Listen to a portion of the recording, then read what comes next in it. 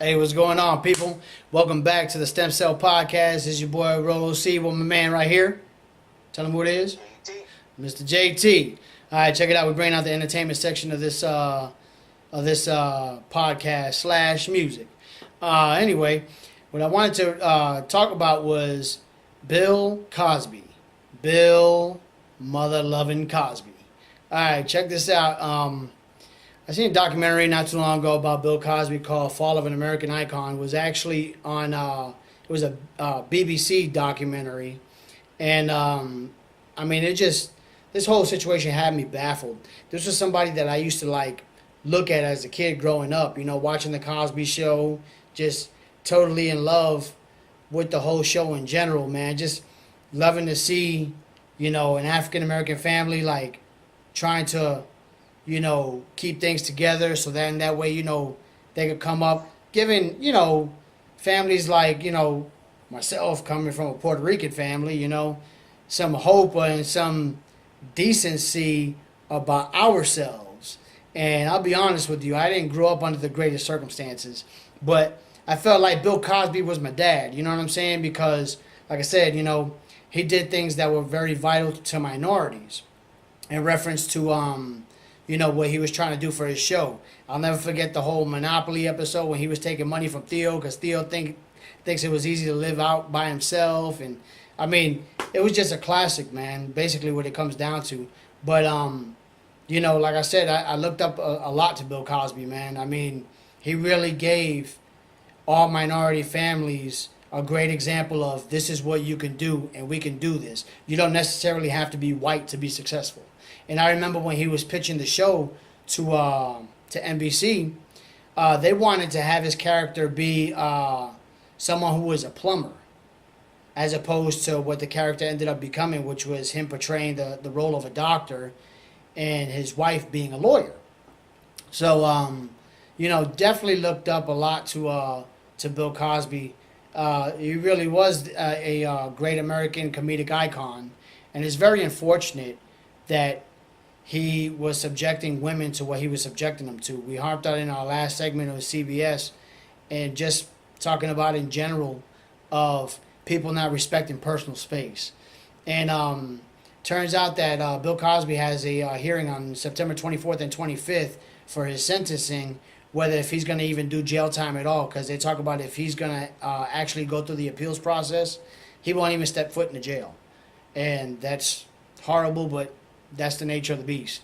So turns out that he can face up to 30 years in prison if he's actually convicted on all three counts of, I believe it's indecent sexual assault that's brought against him, and those are the three counts that are actually that he's going to be actually adhering to. Anyway, so it turns out that it's just a sad situation. In fact, I brought up a clip courtesy of BBC's documentary of Bill Cosby, Fall of an American Icon. I want you guys to hear this and just let this sink in, and we're going to tell you how we feel about it in a minute. Check it out. There were two love seats, and my girlfriend, here she is, passed out, lying there, completely gone. And he's sitting right next to her on the love seat, and he's looking down at her like this. And the intensity of the look, I mean, it communicated everything. I knew what he had on his mind. I knew. He got up and he came over to me. And then the next thing I knew, I was on my knees and he was sitting on the love seat opening his fly. And I was orally raped, and then he stood me up and turned me over backwards and did me doggy style, and then he walked out. And as he was getting to the door, I said, "How are we going to get home?" And he didn't even look at me. He just said, "Call a cab." And he slammed out the door.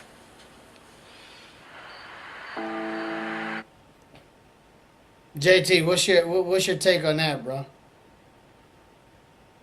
Man, this is a pretty situation, the one thing I'm gonna speak on both sides of the situation. First, I'm gonna speak on Bill Cosby. I feel like for him to be what was a nickname was American's Dad, you know, for the TV show, the Cosby series, just like you, I grew up off him as well. And the thing that gets to me, even off of camera, being the person that he is, I always wonder why would Bill Cosby would need to drug women to have sexual relations with them. I just feel like, hey, I mean, you know, that's just off the strength of the person that he was. I just never understood that. I mean, I'm sure it probably happened, and more likely it happened. I'm just saying, I just don't understand why he would need to do that. And actually, some of the women that he did it for, I was like, that would be questions even more of why he did what he did. And then, the thing also gets me too is the women. And it's like, this happened years ago, or decades ago. So, I figured one of y'all had to have some type of confidence within that time period to come out with this. Why wait 20 to 30 years later to voice this opinion? Like, I mean, I don't, you know, I feel like, hey, look, if you was in danger and you had the first opportunity to seek for help, you tell me it would take that long for you to seek for help? Most people won't even live that long at that point. So I'm just kind of on both sides. It's messy, but in the end, hopefully the women get their freedom, and hopefully, you know, hopefully Bill probably got to freedom at this point. So in all aspects, I mean, you know, he lived his life. It's not too much more he was going to, I guess, really do anyway at this point because he's older. Like I said, we'll see how it goes, man, and how the situation turns out. But like I said, it might not be cleared up right away. Yeah, I hear you, man. Like when I first heard that, man, I was fucking disgusted, you know, just basically because it's kind of like when you find out when you first find out when Santa Claus is not real, you know what I'm saying? And that's how I felt, man. I was like, it goes to show you how great of an actor he was. Like, the dude that she's talking about, which is him, okay, was definitely not the dude that we seen on Thursday nights on NBC. You know what I'm saying? And it was horrible, man, because like I said, man, I felt like that was like my dad getting accused of something. He's like, nah, bullshit, man, that bitch is lying. Like, that's not true. You know what I'm saying? And and luckily now, you know what I'm saying? Like, I don't want to say that it's good that it happened now, but think about if we would have heard this devastation like maybe 4 or 5 years into the Cosby Show, and we were still young, and then we're thinking, damn, what, you know, is having a stable family and being a minority, is that like non-existent? Is that just Hollywood shit? Like, that would really mess you up. You know what I'm saying? And you know, when it comes down to it, you're absolutely right. Like, why would he have to drug anybody when evidently he had women that wanted to be with him? Well, it's kind of like the same thing on why people do illegal shit. They know it's wrong, but they do it for the thrill.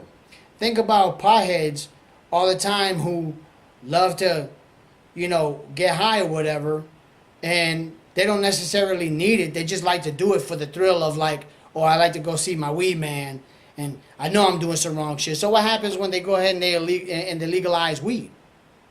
Now it's like, oh, it ain't fun no more. So now we got to find something else that we could do to kind of to let that dopamine release, so we can feel that sense of importance and wanting to do something that we want to do and have that thrill. So now I'm gonna goddamn start getting cocaine. You know what I'm saying? It don't make fucking sense. But that's what it comes down to. It comes down to the fucking thrill. You know? Whether it be somebody who's, you know, is not going to jail anymore because they're just like, look, I did too much time robbing this bank. I did 25 years. But they want to go and steal a Snickers bar out of a pharmacy. You know, off the counter. You know? It's just to have that little thrill. And I think it's fucking sick. This documentary is called Bill Cosby, Fall of an American Icon. It's a BBC documentary.